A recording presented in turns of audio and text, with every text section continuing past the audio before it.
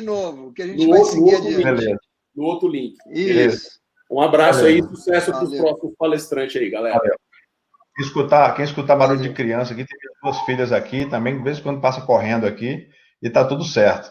Já estamos aí com a tela do próximo palestrante, e esse palestrante, o Sandro Magaldi, ele é autor de cinco best-sellers, né? E já está aí carregando, já está aí. Bom dia, Sandro, tudo bem? Como vai? Tranquilo? Bom, o Sandro, eu ia fazer suspense aqui para te trazer, mas vamos lá. O Sandro, ele é autor de 5 livros, né? E dentre esses livros aí tem um best-seller que é Gestão do Amanhã. O Sandro, ele já fez mais de 200 palestras, palestrou com mais de 200 pessoas. Olha o livro aí. Quem sabe alguém não vai ganhar um livro aí num sorteio, hein, Sandro? Será? Olha aí, um livro aí. Legal, muito bom. E o Sandro, ele é cofundador do projeto meusucesso.com, que é uma plataforma aí voltada para empreendedores. Eu estou bem ansioso aqui para acompanhar. Sandro, seja bem-vindo. Muitíssimo obrigado por fazer parte desse projeto e se colocar aí à disposição num curto espaço de tempo. Nós sabemos que esse é o primeiro de muitos eventos. A gente espera contar com você nos próximos eventos. E é uma satisfação enorme mesmo. Agradeço aí de coração. Já temos várias pessoas aí já logadas. E Barrinha, cadê o Barrinha? O Barrinha já virou imagem. Cadê o Barrinha? Já saiu, o Barrinha saiu. Bom, mas é isso. Eu vou só pedir a gentileza, Sandro. Oi? O áudio está bom, tá tudo legal. Ok. Tá, não, tranquilo, estou te ouvindo bem. Tem a plataforma, às vezes tem um delay mesmo de conexão, mas eu estou te vendo bem e estou te ouvindo bem, tá ótimo. Eu só vou pedir a gentileza para você dar continuidade, né? Faltam 2 minutos para as 10, para a gente respeitar o horário mesmo que a gente tinha combinado, porque com certeza deve estar gente aí entrando aí para assistir a sua. E, meu amigo, o espaço é seu, fica à vontade, estamos aqui para ajudar no que for preciso. Tá? Eu vou colocar aqui para o pessoal o seu site já no link do chat e estamos aqui, estamos juntos, viu? Vou finalizar aqui, vou deixar o seu vídeo e fica à vontade. Muitíssimo obrigado mais uma vez, Sandro. Eu que agradeço, meu caro. Estou muito feliz em participar com vocês desse movimento. Inclusive, combinei com o Barrinha, escolhi uma abordagem que eu ainda nem a fiz de uma forma mais pulverizada, porque ela já é foco do nosso próximo livro. Eu digo nosso porque todas essas obras, né, que eu tenho realizado, tenho uma parceria virtuosa com meu amigo José Salib Neto, então nós já estamos finalizando a próxima obra, vai ser meu 6º livro, que vai falar sobre estratégia. E não há um momento tão oportuno para falarmos de estratégia, sobretudo no contexto que nós estamos falando, como o momento atual. Então, eu desenvolvi esse conteúdo especificamente orientado a falarmos sobre, vou aqui compartilhar minha apresentação, sobre como fica a estratégia nesse mundo em transformação. Só pegando carona aí na apresentação que Roosevelt fez sobre mim, sobre a minha obra, né? Como eu disse, eu sou autor de 5 livros de negócio, e aí o Gestão do Amanhã foi o meu 3º, é o best-seller, estamos na 10ª edição do Gestão do Amanhã. Essa daqui é a 10ª edição, já vendemos mais de 55 mil exemplares, é um livro de hard management, né, mais vendido do Brasil. Essa rúbrica hard management, ela não é tão utilizada aqui no Brasil, mas se houvesse, seria o livro de gestão mais vendido aqui no nosso país, o que me orgulha muito. Ao longo dos últimos anos, eu tenho me dedicado com muita profundidade a buscar entender os impactos para a gestão desse novo mundo por qual nós estamos passando. E olha que curioso, resgatando as minhas conversas, os meus diálogos, eu resgato esse slide que, inexoravelmente, ao longo dos últimos 2 anos, das minhas palestras, conteúdos, workshops, eu tenho utilizado frequentemente, antes do episódio do coronavírus. Em nenhum momento da história da humanidade aconteceram tantas e tão intensas transformações. O fato fundamental é que o mundo já passava por mudanças importantes antes da pandemia. Essas mudanças foram influenciadas, estão sendo influenciadas, sobretudo pelo avanço tecnológico. Essa visão sobre a perspectiva que o mundo realmente estava mudando e está mudando de uma forma muito intensa e estrutural, foi o que nos motivou, foi o que me motivou a pesquisar em profundidade e lançar o livro Gestão do Amanhã. Posteriormente, nós tivemos uma leitura clássica que essas transformações, elas não impactam, elas dizem respeito à tecnologia, mas elas impactam todas as relações sociais, sobretudo na organização, e o tema cultura organizacional, como nós vamos ver hoje no meu papo, é um tema fundamental e lançamos em agosto, meu mais recente livro, O Novo Código da Cultura. Mas o ponto fundamental é que, mesmo antes dessa instabilidade por qual passamos, o mundo já passava por uma ebulição, derivada, sobretudo, da revolução tecnológica. As mudanças que estão acontecendo são estruturais, e o que nós estamos passando hoje é só uma aceleração de um processo que já vinha acontecendo nos últimos anos. O ponto fundamental, no entanto, é que é inegável que o coronavírus traz uma nova perspectiva para esse processo. Eu diria que o coronavírus e tudo o que está acontecendo é uma aceleração de um processo de transformação que já estava em curso. Nós fomos obrigados a fazer um pit stop na forma como usualmente estávamos caminhando para um novo modelo. E as organizações, não poderia ser diferente, estão no centro dessa transformação, porque como já é notado, perceptível e claro, o processo ele tem como origem uma questão relacionada à saúde, mas os seus tentáculos são intrinsecamente relacionados à economia e ao mundo corporativo. Então, subitamente, nós fomos pegos num novo contexto, né? Eu creio que aí vocês já tiveram, quem teve a oportunidade, né, de acompanhar, a palestra anterior do Kelvin, já teve uma referência clara sobre qual que é o impacto disso no nosso aspecto emocional, no nosso comportamento, na forma como nós encaramos essas transformações.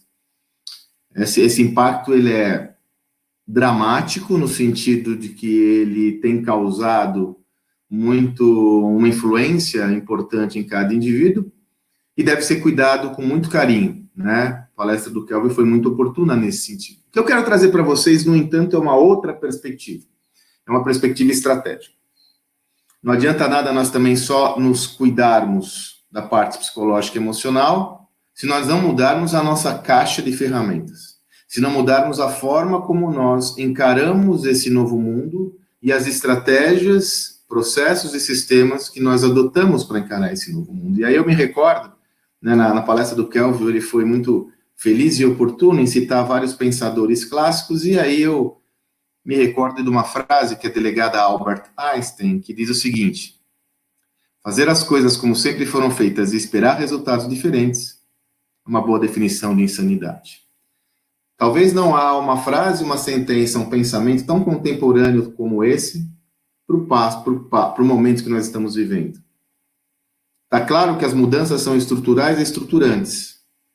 Eu tenho a perspectiva, como muitos especialistas, que o mundo nunca mais vai ser o mesmo depois desse episódio que nós estamos passando. Afinal, o mundo nunca foi o mesmo depois de episódios que causaram impactos extremos na humanidade, como guerras, epidemias, essa história toda.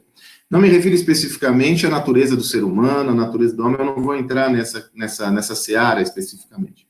Eu me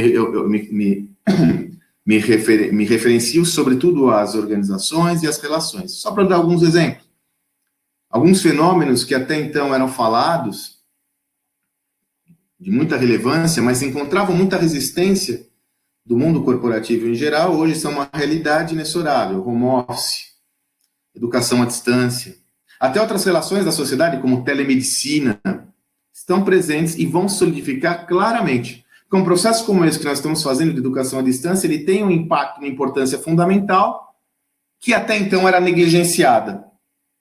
As pessoas estão cada vez mais aprendendo a aprender à distância, aprendendo a se relacionar corporativamente por meio da virtualização do trabalho e assim por diante.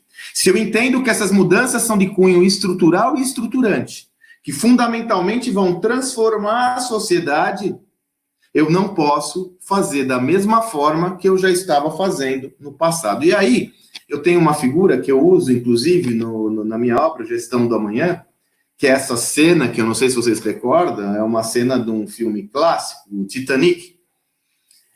Essa cena é aquela cena onde os músicos do Titanic estão conduzindo a sua música, conduzindo a sua obra, enquanto o navio, o transatlântico, está afundando. No entanto, eles estão calmamente tocando a mesma música enquanto o navio afunda. Essa é uma metáfora fundamental que deve causar uma reflexão importante para você nesse novo contexto. Você, eu, nós não podemos correr o risco de nos portar tal qual os músicos do Titanic. O ambiente está se transformando dramaticamente. Eu não posso ficar tocando a mesma música. Mas aí temos um desafio. Isso não é de hoje que nós temos falado, não é de hoje que eu tenho alertado as organizações, mas o fato é fundamental é o seguinte: as nossas organizações, a maior parte das organizações, foi desenvolvida seguindo um modelo de décadas ou até centena de anos atrás.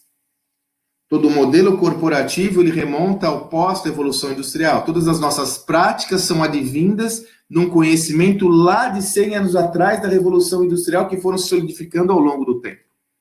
Você quer um exemplo? Boa parte das organizações se organiza, boa parte das companhias se organiza por meio do organograma.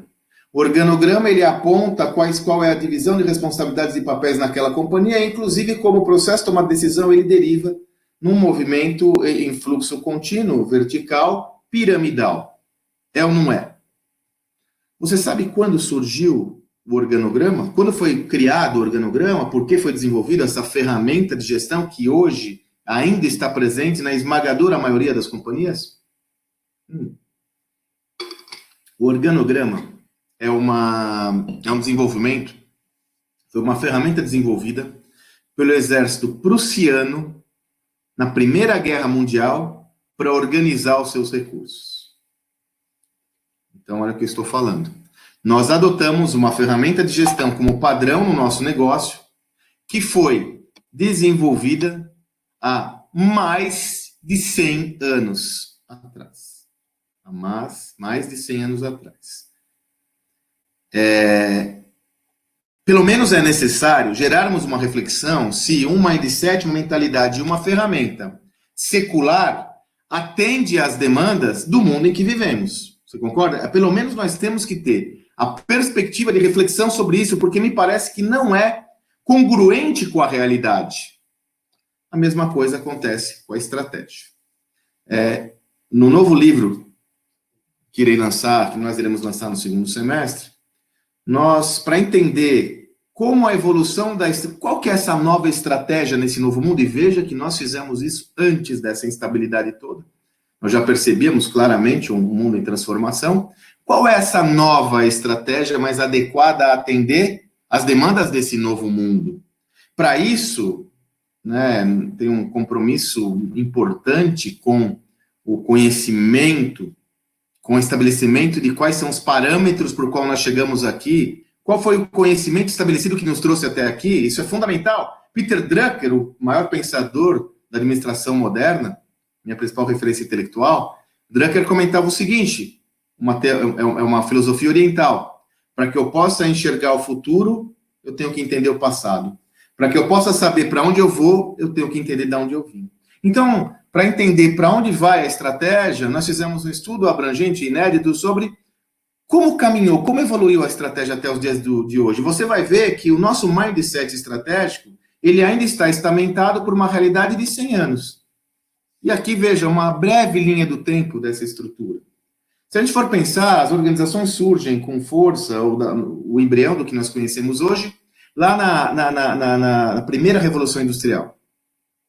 Há uma imprecisão de datas, mas nós podemos definir ali como o início do século XIX, por aí, quando, com o advento das fábricas, começam a surgir as organizações estabelecidas, porque até então o meio básico de trabalho era o artesanal, a família que compunha todo esse processo de produção. Pois bem, então, se a gente for acompanhar essa evolução lá do seu início, na Revolução Industrial, veja que pouca coisa mudou da estratégia desde a Revolução Industrial até os anos 70, 80. Olha que loucura. Mais de 100 anos a estratégia mudou pouco. E por que mudou pouco? Aliás, nesses estudos eu fiquei absolutamente surpreso ao descobrir que o termo estratégia, tal qual nós conhecemos hoje, ele só aparece lá pelos anos 70, 80. Até então, estratégia nem existia. O termo estratégia estava relacionado eminentemente à guerra. A guerra. No mundo corporativo, ninguém falava sobre estratégia. Por quê? Porque, veja, nessa primeira fase do mundo empresarial, havia um contexto muito claro, onde o nível de concorrência era muito baixo, os mercados eram ilimitados. Havia muito mais pessoas querendo comprar do que empresas disponíveis à venda. Havia muito mais demanda do que produção. Num contexto como esse, onde a concorrência é muito baixa, não havia necessidade de um pensamento estratégico mais sofisticado. O foco era onde? Na eficiência operacional. Quanto melhor eu produzir com mais eficiência, mais eu vou vender. Então, eu foco totalmente a minha orientação de gestão nos processos e na orientação interna. Eu não vou olhar cliente, não vou olhar como criar mais valor ao cliente. O meu foco é eficiência operacional. Mas ali para o final da década de 70, começo da década de 80, começa a mudar esse contexto. Começa a mudar esse contexto. É sobretudo nessa época que começa a acontecer o quê? O aumento do nível de concorrência. E aí nós temos o fenômeno da globalização como um dos principais parâmetros dessa transformação. Com a globalização, aumenta o nível de concorrência. Um efeito claro disso aconteceu principalmente nos Estados Unidos, quando as empresas japonesas começam a invadir os Estados Unidos. O movimento mais simbólico acontece no mercado automobilístico. A Toyota, né, a japonesa Toyota, entra no mercado americano, levando aquela tese de eficiência operacional ao extremo, e começa a gerar uma ruptura naquele mercado importante, trazendo uma nova metodologia de gestão. E as companhias clássicas, GM, Ford, atônitas veem um novo fenômeno. Nível de concorrência mais alto, de um novo player que abocanha uma parte expressiva de mercado dessas companhias. É na década de 80 que surge a estratégia, e ela tem aí um professor que teve uma importância fundamental, que foi Michael Porter. Michael Porter, professor de Harvard, é o primeiro a falar: escuta, é legal a gente olhar a eficiência operacional, mas eu tenho que olhar como eu estou posicionado, porque como há mais concorrência, não adianta só ficar focado nos meus recursos internos, eu tenho que entender como eu ter um posicionamento superior em relação aos meus concorrentes. Por isso que toda a tese de Porter é orientada a posicionamento, né, o positioning. Como eu me posiciono na cadeia de valor? Eu não posso ser só melhor do que eu mesmo, eu tenho que ser melhor que meus concorrentes. Portanto, qual que é o meu posicionamento na cadeia de valor? Quais são eu tenho que erigir barreiras de entrada em relação aos meus competidores, em relação aos meus clientes, em relação aos meus fornecedores, em relação a novos entrantes? As famosas 5 forças competitivas de Michael Porter. Começa a mudar o mundo da gestão. E há a introjeção, a adoção de um novo pensamento que agora orientado a mercado. Mas mesmo nesse novo pensamento, ainda as práticas relacionadas à concorrência são muito baixas. Essa concorrência desse mundo não se assemelha à concorrência que iria começar a ser crescente no mundo. Então, nesse mundo, ainda no mundo de Porter, por exemplo, você pode estudar toda a obra de Porter, você não vai encontrar uma linha sobre cliente. Porque o cliente, nem sobre cliente e nem sobre colaborador. Olha que curioso, né? Porque cliente e colaborador são recursos. Então, o cliente é a consequência de uma estratégia, o cliente é a consequência do meu posicionamento na cadeia de valor. Então, o meu foco é isolar o cliente para que eu seja muito mais relevante do que ele e ele seja obrigado a adquirir produtos e serviços que eu forneço. Por isso que um dos principais movimentos desse contexto foi a formação de grandes grupos monopolistas, porque o meu objetivo é adquirir uma vantagem competitiva sustentável que permita com que eu desloque todos os players da minha cadeia de valor. Seguramente, esse é o pensamento estratégico mais relevante do mundo contemporâneo e que até hoje foi disseminado em todas as organizações. Só para você ter uma ideia, as duas obras de Porter, Estratégia Competitiva e Vantagem Competitiva, são as obras de estratégia mais vendidas da história do mundo, né? Já são mais de 60 milhões, são mais de 6 milhões de cópias as duas obras, se não me engano, juntas, e elas impactaram e influenciaram todo o mundo empresarial. Mas o mundo evolui e começa a mudar novamente. Alguma coisa acontece, há uma imprecisão histórica também, para nós isso não é relevante, mas lá pelos idos do início dos anos 2000, primeira onda da internet, segunda onda da internet, o mundo muda. É aí que surge o acrônimo para explicar esse mundo, VUCA. O mundo se torna cada vez mais volátil, impreciso, complexo e ambíguo, porque a tecnologia ela cresce exponencialmente, mudando relações até então estamentadas há século. Outros chamam esse mundo da quarta revolução industrial, essa é uma das minhas nominações prediletas, ele Klaus Schwab, o CEO e chairman do Fórum Econômico Mundial de Davos, né, que ele comenta que a quarta revolução industrial é a mais impactante, abrangente e profunda do que todas as outras. Isso sem considerarmos os efeitos dessa pandemia. O mundo fica muito mais complexo. E o porquê esse mundo fica mais complexo, né? Ele fica mais complexo, sobretudo, porque há uma explosão no nível de concorrência. Esse é o ponto. A tecnologia traz acessibilidade e maior facilidade para organizações que até então não atuavam em mercados. Alguns bons artefatos dessa mudança é a explosão das startups, e algumas delas, que há 10 anos eram quase inexpressivas, hoje aí estão entre as maiores empresas do planeta, como Amazon, Google, Facebook, Alibaba, dentre outras. Né? Então, a tecnologia trouxe uma nova perspectiva de mercado. E veja, vamos aliar essa tecnologia a um fenômeno atual, que é não só a tecnologia cresce exponencialmente, mas se nós considerarmos o que está acontecendo hoje, a complexidade cresce exponencialmente.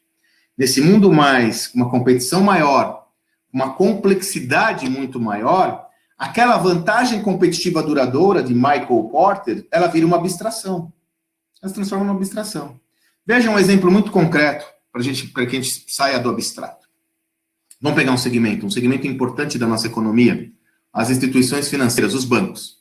Como até hoje os bancos investiram no seu posicionamento, ou melhor, como os bancos evoluíram até hoje no seu posicionamento mercadológico. Eles criaram, erigiram incríveis barreiras de entrada, adquirindo empresas menores. Qual que foi um dos grandes posicionamentos, um dos grandes movimentos estratégicos que permitiu o banco ser muito diferenciado? Abrir agência. Então, para que antes da tecnologia, para que uma nova companhia entrasse nesse mercado, ela ia se deparar com o quê? Um mercado altamente concentrado, né? Você sabe que 85% do mercado bancário está na mão de 5 bancos, né? 2 públicos e 3 privados aqui no Brasil.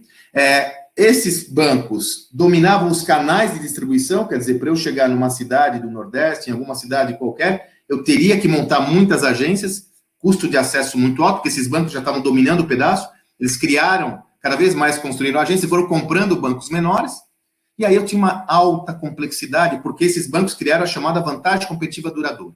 Com o advento da tecnologia, o que aconteceu nesse segmento? Começaram a surgir as fintechs.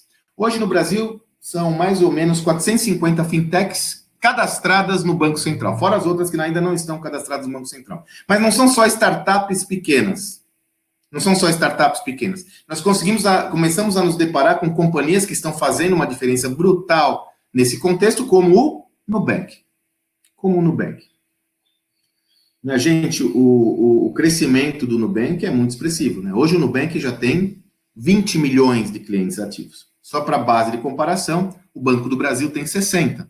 Já é um terço. Só que o Nubank tem menos de 10 anos. Menos de 10 anos. Agora, o Nubank não tem nenhuma agência, o Nubank não tem nenhum ativo físico, o Nubank desenvolveu toda a sua estratégia baseada na alta conectividade com o cliente por meio virtual. Você entende que toda aquela vantagem competitiva duradoura construída por meio do investimento em ativos físicos e da monopolização do mercado começa a inexistir nesse contexto? Começa a dar margem para um outro contexto totalmente distinto. Por isso que a gente tem que estar claro para todos nós que esse novo mundo, que é o mundo em que vivemos, não existe mais vantagem competitiva duradoura. Toda vantagem competitiva é transitória. É por isso que nesse novo mundo, inovação é um novo imperativo estratégico, é o que está acontecendo exatamente agora com o fenômeno, com a influência do fenômeno da pandemia. As organizações que não estavam com a inovação orientada como principal vetor estratégico estão tendo que rapidamente se mobilizar para adotar esse recurso como um dos seus principais pilares de desenvolvimento. Por quê? Por exemplo, organizações que atuavam basicamente com pontos de venda físicos se veem instadas hoje a ter um desafio enorme, porque todos os seus pontos de venda estão fechados. Muitas organizações estão indo para o digital hoje e estão tendo dificuldades, estão atrasadas, porque não pensavam na inovação de uma forma clara lá atrás. E olha que eu não estou falando de uma inovação de ruptura, eu estou falando de um processo básico e trivial, que é inovar a partir do foco no cliente. Se esse cliente está indo para o virtual, eu tenho que ser virtual. Pois bem, no mundo onde a vantagem competitiva é transitória, a inovação é um novo imperativo estratégico. E essa minha estratégia, que até então era estamentada, fechada, estável, privilegiava a estabilidade, tem que adotar um novo modelo. Esse modelo nós estamos batizando de estratégia adaptativa. A lógica estratégica tem que mudar para uma estratégia que seja muito mais adaptável ao mundo em que vivemos. Uma estratégia que responda muito mais rapidamente aos inputs recebidos por um mundo que evolui muito rapidamente. E aí, nós estudamos e desenvolvemos qual que é esse novo framework da estratégia. Isso daqui ainda é um ensaio que eu compartilho com vocês. Um ensaio, eu digo, ilustrativo, né, visual, mas a tese é essa, né? Essa nova estratégia, minha gente, ela tem que estar totalmente orientada à inovação contínua. Lembra? Eu não tenho mais vantagem competitiva duradoura. Toda vantagem competitiva é transitória. Então, eu tenho que inovar continuamente para ter um benefício de liderança de mercado. Se eu não inovar continuamente, eu morro. Sabe como você pode analisar como essas empresas, como isso se dá nas empresas vitoriosas dessa nova era? Faça o que nós vamos fazer no novo livro. Estude a timeline, a linha do tempo dessas empresas. Por exemplo, a linha do tempo da Netflix. Você vai ver como essa empresa, em 15, 20 anos, mais precisamente em 15 anos, não mais que isso, se reinventou 3 vezes e se reinventou continuamente ao longo da sua trajetória para continuar sendo relevante. E cada reinvenção dessa significou a ruptura com o modelo anterior. Então, ela começou entregando DVDs a domicílio, por meio postal. Depois veio a internet, então ela virou uma empresa de streaming de vídeo. Legal, funcionou bem, mas aí ela viu que ela estava na mão das produtoras e ela se transformou numa produtora, produzindo seus conteúdos próprios. Então você encontra no mínimo 3 ciclos de reinvenção de negócios totalmente distintos ao negócio original. Ou seja, a organização deve ter agilidade e adaptabilidade para destruir todas aquelas crenças que ela tinha e construir novas crenças, porque o negócio de entrega de DVDs via postal não é o mesmo do streaming de vídeo, que não é o mesmo da produção de vídeo. Essa é uma história fascinante, né? E estudamos em profundidade, eu escrevi esse caso, e você vai ver que cada um desses nós tem pilares muito distintos. Portanto, o foco fundamental da estratégia adaptativa é a inovação contínua. Agora,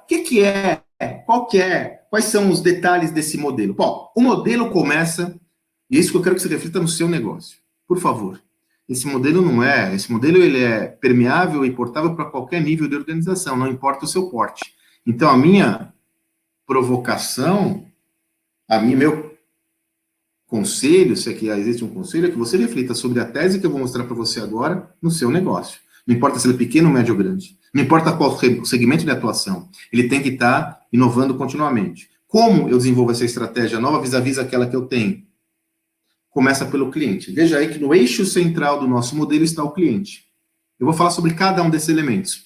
O cliente está no eixo central, e aí você tem 3 sistemas que devem atuar de forma interdependente. A adoção de uma visão orientada a dados, gestão de dados, uma organização mais ágil, não vou nem ter que explicar muito para você o porquê ser ágil é relevante nesse novo mundo, e uma cultura organizacional que suporte essa transformação. Vamos passar por cada um desses elementos rapidamente para eu te dar essa visão. Centralidade no cliente, customer centricity, né, que é um termo que eu gosto muito, que a gente usa muito para falar o seguinte: todo e qualquer processo da sua organização tem que ser derivado do cliente. E aí nós resgatamos o grande Peter Drucker, já comentei com você, minha principal referência intelectual. O Drucker falava que qualquer organização tem que estar orientada ao que ele chama de jobs to be done. O que é o jobs to be done? Toda organização tem que estar orientada àquela atividade que o cliente quer que seja realizada. Isso é diferente do foco no cliente. Não. É como você organiza a sua empresa, entendendo a jornada do cliente e facilitando ao máximo o trabalho que ele quer que seja realizado. A gente fala muito sobre essas empresas da nova economia, né? E eu digo a vocês, as empresas, elas usam uma base tecnológica, mas o grande modelo das empresas bem-sucedidas nessa nova era é o entendimento do comportamento do seu cliente e implantação de ações para tornar a experiência dele superior. Isso acontece na que eu já comentei na Netflix com experiência de entretenimento, acontece na Amazon com experiência de compra, no Nubank que eu comentei com experiência de utilização de serviços financeiros, na Apple. Veja o que foi o iPhone. O iPhone é só um device. Toda a plataforma Apple de interação, de compartilhamento de aplicativos e de serviços foi uma grande revolução. Ela revolucionou não o device, não o meio, não o equipamento, ela revolucionou a forma como esse setor se relacionava com o cliente. Ela revolucionou o mercado todo, não pelo equipamento. O equipamento, o iPhone, é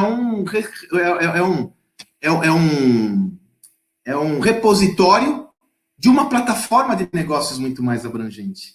Essa é a tese da Apple e todas essas organizações. Então, a tecnologia, elas são de base tecnológica, mas o grande fator de mudança e transformação e o êxito delas é o entendimento do cliente, da jornada do cliente e desenvolver soluções para esse cliente. É o Customer Centricity. Querem ver o exemplo aqui de uma companhia que realmente transformou o modal de locomoção, né? E como vocês vão ver que não se trata de tecnologia, a tecnologia é o meio, é o Uber, né? Só resgatando, quer dizer, qual que é o Jobs to be done básico que o Uber resolve? O Jobs to be done do Drucker, né? O Jobs to be done é simples, né, minha gente? É assim, eu quero me deslocar do ponto A para o ponto B, como eu faço isso? É ou não é? Eu quero sair daqui onde estou para ir para outro lugar, preciso de um automóvel, alguém que me ajude. O Uber ajuda a fazer essa atividade. A minha atividade é deslocar do A para o B. Como o Uber faz, ele usa a tecnologia para facilitar ao máximo esse processo. Então eu peço eu tenho uma tecnologia que mapeia qual carro está mais próximo da onde eu estou. Para o motorista, faz a mesma coisa, diminui a assimetria. Então, ele mapeia para o motorista quem está pedindo um carro mais próximo de onde ele está e faz o transporte e a locomoção. Basicamente isso. Quer ver como a ruptura do Uber não é sobre tecnologia, é sobre comportamento? Como eu tinha que desenvolver, qual era o meu comportamento para resolver o mesmo problema? Me deslocar do ponto A para o ponto B antes do Uber. Em capitais como São Paulo, eu tinha que ir para uma rua, apontar o dedo e esperar um carro passar. Você já parou para pensar essa assimetria? Você já parou para pensar isso? Quer dizer, um carro tem que estar passando no momento que eu desejo pegar esse carro, na rua onde eu estou, com o dedo apontado. Gente, é muito assimétrico. Mas pode falar, não, Sandro, melhorou porque tem lá as cooperativas de táxi e tal. Beleza, eu peço por telefone. Peço por telefone para uma telefonista que vai ligar lá para o sistema de rádio e falar quem está mais próximo desse local. É assim que funciona, correto? Você já parou para pensar toda a simetria composta nesse negócio? Então, primeiro, achar um carro disponível. É uma simetria, quer dizer, tem que estar o carro no momento certo, na hora certa. Segundo, quando eu ligo para a telefonista, a localização era analógica. Ela passava lá um rádio para todo mundo até encontrar uma pessoa, um motorista mais próximo daquele local. E aí aquela zona, né? Porque tem um motorista que está dirigindo, outro que não está dirigindo, pombas, né? E aí, a transmissão da informação é um caos, porque ele fala assim, olha, o motorista aqui, ó, lá na Alameda Lorena 215, Tem uma pessoa te esperando? Ah, tem. Beleza, eu vou. Aí ele chega, é Lorena 315. Não, é 21. Gente, a quantidade de tranches aí, de interações do cliente que são assimétricas são enormes. Isso, como consequência, não é uma atividade orientada para o jobs to be done do cliente. O que o Uber fez? Usou uma tecnologia para diminuir esse espaço. Então, a tecnologia foi meio. Você tem dúvidas que hoje, se a gente quiser, a gente constrói um aplicativo móvel, né, como o Uber, como o 99, como o Cabify? É uma commodity. O grande diferencial que esses caras estão revolucionando o mercado é colocar o cliente no centro da jornada de valor e criar um mecanismo para atender o interesse do cliente. Ponto.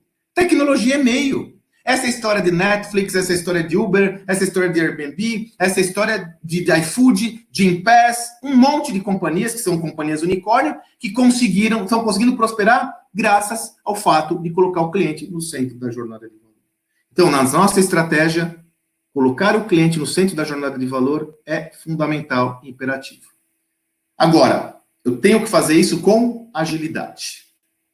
E aí tem uma história muito interessante, eu não sei se você sabe, tem uma série muito interessante hoje na Netflix, que chama Segunda Guerra Mundial em Cores, e o primeiro capítulo mostra como a Alemanha invadiu a França muito rapidamente, de uma forma totalmente inesperada, utilizando uma metodologia nova, inovadora, que era a Blitzkrieg, que ficou conhecido como Blitz. E aí, o que os franceses esperavam, aguardavam para que acontecesse em semanas, talvez meses, durou 9 dias. Mais precisamente, em 3 dias, a Alemanha já invadia a França com sucesso. Os exércitos alemães eram em menor quantidade, os exércitos franceses eram mais preparados e estavam mais bem posicionados. Qual foi a diferença? O porquê a Alemanha foi bem-sucedida? Convido vocês a assistir essa série que vale a pena, sobretudo esse capítulo. Ela foi bem-sucedida porque ela foi muito mais ágil. E aí eu vejo uma diferença fundamental entre as empresas que adotam modelos tradicionais e as novas empresas. Podemos fazer uma correlação aqui, que o exército alemão representa as startups, enquanto o exército francês as empresas tradicionais, que são muito mais lentas. Sobretudo no momento que a gente vive hoje, a agilidade é um ponto fundamental. E a sua estratégia tem que ser ágil. As empresas vitoriosas dessa nova era são mais ágeis. Elas usam a tecnologia como principal plataforma, como meio para conquistar uma maior agilidade, né? E aí, o que acontece? A partir desse contexto, dessa plataforma tecnológica, elas adquirem o conhecimento necessário para desintegrar cadeias e gerar modelos muito mais enxutos. De novo, o exemplo que eu dei das instituições financeiras. O Nubank tem hoje 20 milhões de clientes sem nenhuma agência. É uma estrutura muito mais enxuta, baseada num modelo de negócios muito mais ágil do que o convencional.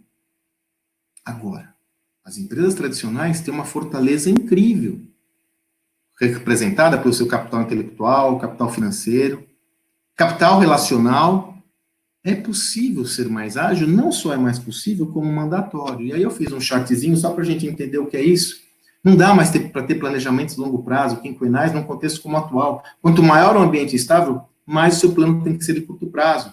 As estruturas hierarquizadas que levam com que a tomada de decisão leve muito tempo, não funcionam num contexto onde é necessário tomar as decisões rápidas. A estrutura tem que ser mais plana. Por isso que a departamentalização não é um bom modelo para esse momento. O mais adequado é que a organização seja dividida por células. Células de gestão de projetos. E aí você tem todos os métodos ágeis que respondem a esse tema, como os squads, como o squad, o sprint, o scrum. São métodos ágeis divididos por células relacionados a projetos de desenvolvimento ágil, rápido. É o que é demandado. Não dá para a gente demorar para responder a todas as demandas que estão sendo surgidas nesse mundo altamente instável. Sobretudo hoje. Agilidade é o nome do jogo. A adaptabilidade é totalmente necessária e requerida. Você tem que ter um mecanismo ágil de gestão. Seus sistemas de gestão devem ser ágeis. Você tem que rever toda a forma como a tomada de decisão acontece na sua empresa, como os sistemas se relacionam, como a informação, qual que é o fluxo dela. Quer dizer, para chegar lá na ponta demora 1, 2, 3. Para tomar uma decisão são comitês que têm que ser reunidos, que vão demorar. Gente, nós temos que ousar pensar diferente. E os métodos ágeis ajudam nesse contexto. Então, vamos lá. Cliente no centro. Eu tenho que adotar agilidade na minha gestão. E um segundo elemento, gestão baseada em dados. né? Eu tenho que investir muito. Hoje, a tecnologia, antigamente, para você ter uma gestão baseada em dados, seria absolutamente complexo. Para você ter um CRM, você tem que ter uma empresa robusta, grande, né? Investir um caminhão de dinheiro. Hoje não é mais essa a realidade. As tecnologias estão cada vez mais acessíveis. Tecnologias, inclusive inteligência artificial, de CRM. Não é concebível que você tome decisão hoje só empiricamente, sem usar dados para balizar a sua decisão. Veja, o mercado, todas as organizações vitoriosas dessa nova geração têm uma gestão baseada em dados. A opinião do indivíduo, ela só é relevante se ela for referenciada por uma base concreta, e não só por aquilo que ele acha. Com isso, eu não estou acabando com a intuição.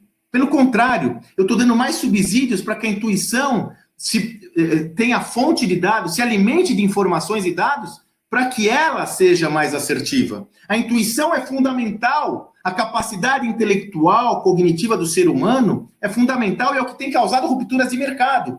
Quando ela tem como recurso dados, caraca, isso é exponencializado de uma forma incrível. E os dados estão muito mais presentes na nossa vida do que a gente imagina. A inteligência artificial já está presente na nossa vida muito mais fortemente do que você imagina, né? Como você escolhe os filmes que você assiste? As músicas que você ouve? Os caminhos que você vai se locomover? Muitos falam, puxa, esse negócio de inteligência artificial é distante. É? Você consegue hoje se locomover sem um bom GPS, sem o Waze? O Waze é todo baseado em inteligência artificial. As compras que você realiza, né?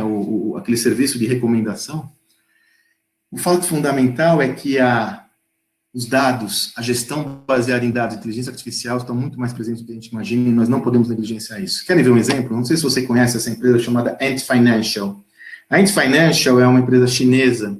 Ela foi fundada em 2015. Ela é o braço financeiro do Alibaba, né? O Alibaba é o e-commerce, aquele site de aquela plataforma de e-commerce chinesa, 7ª maior empresa em valor de mercado do mundo, 6ª, 7ª, né?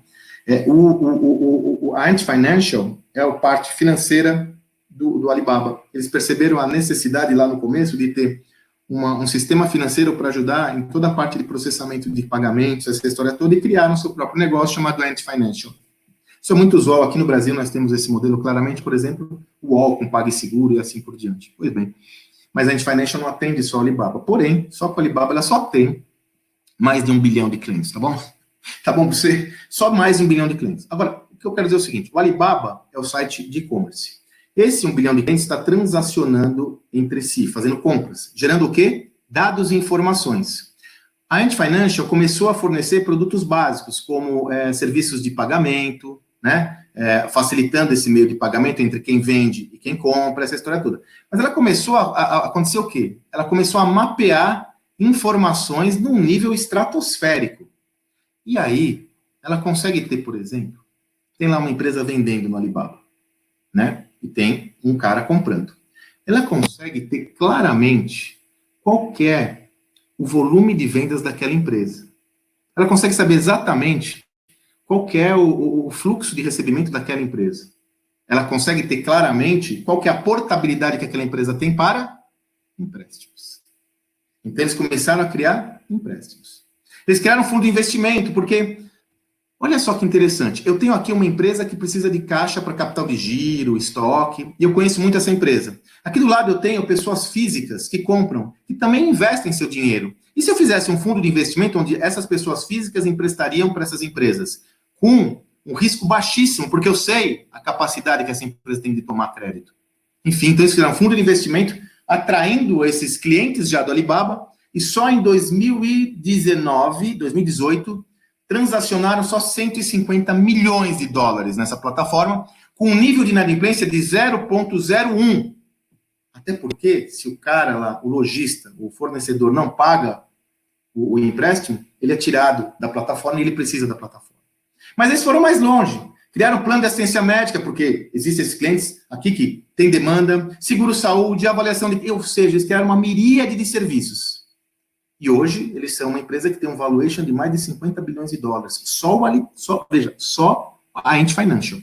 Agora, olha que interessante essa informação. A empresa atende 10 vezes mais clientes do que o maior banco americano, com menos de 10% do número de empregados. Onde está essa mágica, minha gente? Na tecnologia e gestão de dados. Porque não tem ninguém lá analisando o crédito de cliente. Não tem ninguém analisando se para o plano de saúde que o cara vai usar, ele pode usar aquela despesa ou não pode. Não tem ninguém desenvolvendo, fazendo análise de se aquele seguro, índice de sinistralidade de alguém. O sistema faz tudo, os algoritmos fazem tudo. Eles jogam os dados e os algoritmos fazem tudo. Olha como essa empresa é mais competitiva que as suas congêneres e concorrentes. Você entendeu o que eu quero dizer? Esse é o ponto. A diferença é astronômica. Por isso que gestão de dados é tão importante.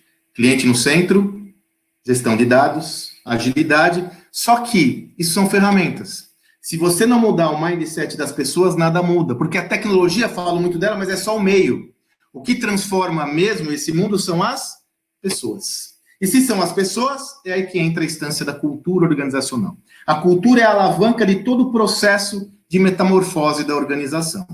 E aí muitos nos perguntam, né, isso derivou a gente ter lançado esse livro sobre cultura, o novo Código da Cultura, qual que é a cultura mais adequada a esse novo contexto? E aí também criamos um framework da cultura. Nesse framework, de novo, o cliente está no centro da jornada de valor. Toda a organização tem que ter um propósito claro, disseminado para todos os seus colaboradores, e tenho 2 sistemas, uma cultura de resultado e uma de aprendizado. Vamos ver como isso funciona? Cliente nós já falamos. Propósito. Eu não vou me dedicar muito a falar sobre propósito, principalmente nos dias de hoje. Está claro que as pessoas, sejam clientes, ou sejam colaboradores ou clientes, vão cada vez mais se relacionar com empresas que têm um propósito claro.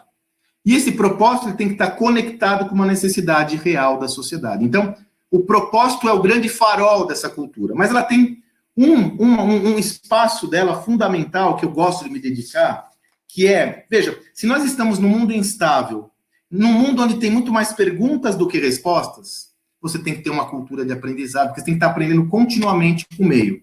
E aí eu lembro, né, eu atuei durante 10 anos na HSM, uma das principais empresas de educação executiva do Brasil, e eu tive a oportunidade de interagir com Alvin Toffler, e essa frase é incrível de Toffler. O analfabeto do século XXI não é aquele que não sabe ler ou escrever, mas aquele que não consegue aprender a desaprender para aprender. Hoje, o ativo, a competência mais importante para o indivíduo e para a organização é a sua capacidade de aprendizado. Porque se o mundo muda muito rapidamente, a única prerrogativa que eu tenho é estar aberto a essas mudanças e reagir a essas mudanças sem que eu esteja num contexto inflexível, que é o tradicional. A cultura tradicional das empresas tradicionais sempre privilegiou a estabilidade. Então, ela foi muito pouco flexível com o meio. Então, eu tenho que ter uma cultura mais flexível, sobretudo baseada no aprendizado. Esse é um dos elementos da cultura. Mas eu não posso me esquecer daquele outro elemento que está à frente ali, por isso que é um sistema de peso e contrapeso, que é o resultado. Eu tenho que ter uma cultura de resultado. Cultura de resultado é a cultura de metas, de atingimento de metas, de performance. Então, se eu tenho uma de aprendizado, que é mais flexível, porosa, inovação, eu tenho que ter uma de resultados, que vai me ajudar a gerar os resultados necessários para o meu negócio. O ponto forte dessa cultura, disciplina, modelo de execução. Ponto de atenção, ela não pode ser muito rígida, senão eu não consigo inovar. Com isso, eu desenho para vocês o que é essa nova estratégia adaptativa. O cliente no centro, foco fundamental e inovação contínua. O cliente no centro. Essa estratégia tem que ser muito mais ágil e flexível, baseada em dados e com uma cultura que leve todos a terem o mesmo modelo mental para lidar com todo esse desafio. Você já parou para pensar o que acontece quando uma empresa tradicional encara uma empresa que absorve todo esse ensinamento, esse modelo de gestão? É uma empresa tradicional, em comparação com a Ant Financial, eu brinco, é como se fosse um time, você vê um jogo da Champions League e depois você vê um jogo do Paulistão da Série 2. Não é que há uma diferença de competitividade, parece que é outro esporte. Então você percebe o risco de ficarmos parados e presos a um modelo de gestão tradicional? Você entende esse risco? O risco é da obsolescência. E num mundo que se transforma rapidamente, essa obsolescência está cada vez mais rápida. Para finalizar, minha amiga, meu amigo, tem que estar claro que nós estamos vivendo um novo mundo, que se acentuou com a pandemia. E aí eu tenho uma lógica que é irreversível, né? Para que você tenha uma performance extraordinária, é necessário que você tenha um trabalho extraordinário, mas eu vou mais longe. Tempos extraordinários demandam um trabalho extraordinário. Nós estamos vivendo um tempo absolutamente extraordinário, um novo mundo, que é uma leviandade você pensar a forma como você sempre pensou o mundo com essa lente. É necessário você pensar um novo modelo mental, uma nova forma pessoal para você encarar essa nova perspectiva, mas, e sobretudo, quais são as estratégias que você vai adotar para ser competitivo nessa nova realidade. Essa é uma reflexão profunda e urgente, emergente, que você tem que fazer agora. Esse projeto, ele é muito virtuoso, porque ele vai te trazer alguns conteúdos, como esse, como o do Kelvin, que vão lhe ajudar nessa reflexão.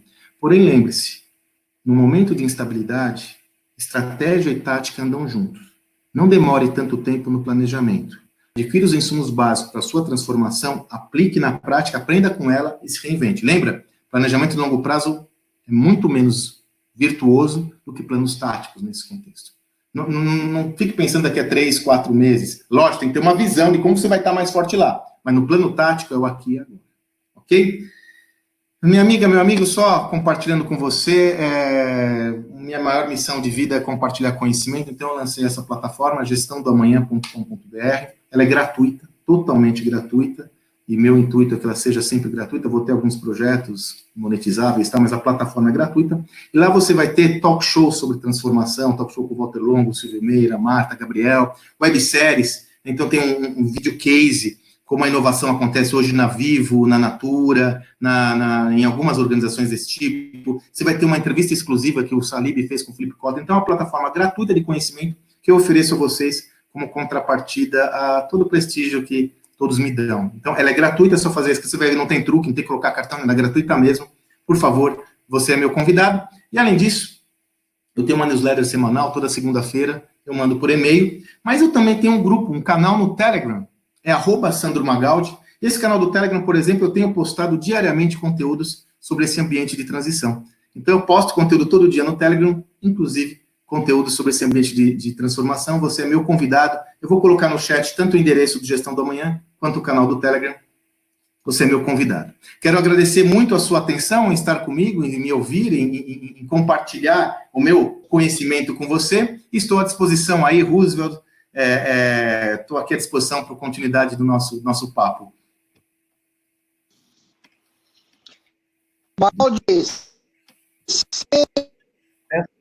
Muito bom conteúdo, Sandro. Muitíssimo obrobjetivo. Uma coisa interessante do que você falou das diversas coisas, eu ficaria aqui horas aqui. Eu acho que você ligou no positivo. Então, que é corporativo, certamente ganhar uma grande palestra aí hoje. Muito boa, viu? Sandro, uma coisa interessante do que você falou, né, é sobre metodologia ágil. Eu trabalhei no mercado de TI, conheço um pouco aí de fábrica de software, né? E até então eu descobri esses dias, tem umas semanas para trás, que tem um livro de metodologia ágil, né? Para quem é um dos criadores da metodologia ágil, para você aplicar na sua vida pessoal, de você ganhar performance e otimizar processo e desenvolver coisas na sua vida pessoal. Na minha cabeça era sempre voltado para área de tecnologia, fábrica, né? RUP, o ML, né? Essas metodologias de processo, de ganho e tudo, squads, né? E esse livro eu achei sensacional. Depois eu vou compartilhar aqui com o pessoal, mas assim, conteúdo sensacional. Gostei muito. A gente já está com outro participante aqui, já apareceu aqui. Rapaz, eu ia fazer a apresentação, você apareceu aqui já, rapaz. E a gente está com outro convidado aqui. Daqui a pouco eu vou falar sobre esse cara que é um amigo querido. E, Sandro, mais uma vez, muito obrigado. Espero contar com você nos próximos. Marinha, quer falar alguma coisa? Você falou por cima sem querer. Não, vou falar de novo, cara. Eu tive um grande prazer de estar hoje, sábado, 10 horas da manhã, com você, ouvindo na íntegra. Foi muito rico o conteúdo que você apresentou. Tenho certeza que o pessoal ganhou muito com isso hoje. E volto a dizer, cara, agregou a minha pessoa também. E acho que o objetivo é esse. Sofá TV evoluindo em casa com você, Magaldi, foi sensacional. Obrigado, meu caro. Muito obrigado. Eu agradeço a você pelo convite. Lhe parabenizo pelo movimento. Quer dizer, um movimento ousado. Vocês colocaram em pé um projeto enorme em uma semana, 2 semanas. A gente sabe que isso não é nada fácil. O Roosevelt, até elogiei ele no WhatsApp, uma dedicação e comprometimento. Então, se percebe que vocês estão fazendo isso porque faz parte da causa de vocês, né, Barrinha? Eu creio que você está cheio de desafios agora e seguramente você tomou boa parte do seu tempo nessa batalha. Então, quero lhe parabenizar por esse movimento, me colocar à disposição. eu creio que é o momento de nos unirmos, isso tem que ser mais do que um clichê, do que um chavão, mas uma realidade, né? Eu tinha um grande amigo, finado, falecido, faleceu tão cedo, querido amigo Eduardo Bonângelo, presidente da Brasilprev, tá, um querido amigo, ele falava o seguinte, Barrinha, aves da mesma plumagem devem andar juntos. Então, vocês estão aqui unindo aves da mesma plumagem para que possam ter essa caminhada juntos e contribuir para pessoas que precisam muito nesse momento de uma referência. Então, quero lhes parabenizar pelo movimento. Roosevelt, muito obrigado pela sua atenção e carinho, e me colocar à disposição de vocês e de todos. Eu estou aí, coloquei no chat o meu Telegram e o Gestão do Amanhã. Espero poder contribuir com o movimento de vocês cada vez mais. Sucesso, e tenho certeza que as próximas palestras vão ser incríveis, como a do Isaac, de todo mundo. Isaac, um prazer em lhe conhecer, e vou aqui acompanhar também o seu papo, que eu tenho certeza que vai criar muito valor para todo mundo. Muito obrigado, minha gente. Sandro, só para finalizar, ainda falando aí do seu conteúdo, foi algo que realmente me inspirou muito, aí me empolga, essa analogia do que era no passado e o que é hoje nas tecnologias, e a capacidade das pessoas aproveitarem, através de ideias inovadoras, né? Eu brinco muito, falo com amigos contemporâneos, que antigamente você queria comprar um fogão, por exemplo, né? Você tinha que pegar o catálogo, ligar, saber ver o tamanho, né? E às vezes não era do jeito que você queria, você tinha que passear aí por 3, 4 lojas para depois voltar na primeira, né? Isso tudo mudou. E a gente vê através...